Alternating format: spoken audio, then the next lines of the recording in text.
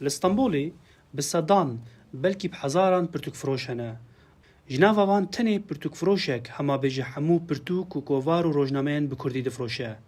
مديا كتابة فيا البيوغليا اسطنبولي وخودية وي نویسکار صلاح الدین بلوط جی سالا 1996 و خزمتا بلافکرنا پیوا کردی دکه.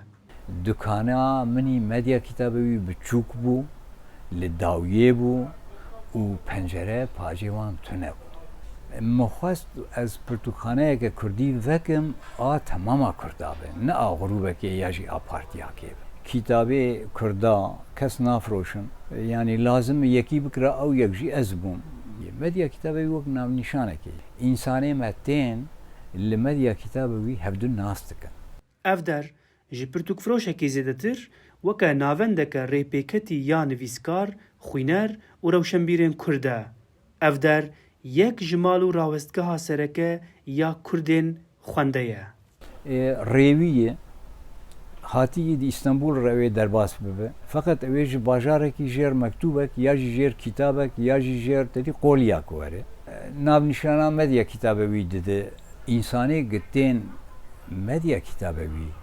نه تنیج بوگ کتابکی بسیننده حیات مدیا کتابی دو وسایتا دو گهره جارا اول که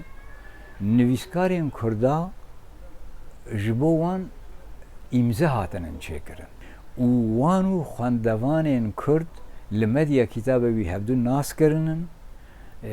تلفونی خدانن هفدو مایلین خدانن هفدو و پشتی امضا خلاص جیبویه تکلیه خواندوانا و وان نویسکارنا بردوام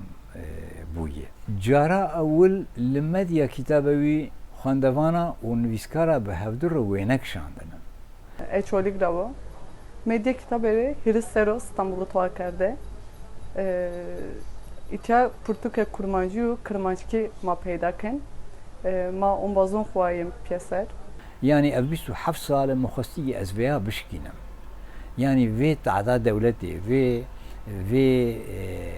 قدخه کرنا دولتی لسر زمانی کردی بتنا خو مخستی از بشکینم یعنی ویا مدجی کی به پنجره ده آوا کر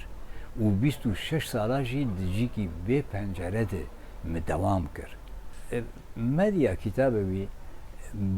به عشق کی آوا بو و به عشق کی دوم بو یعنی از باور دکم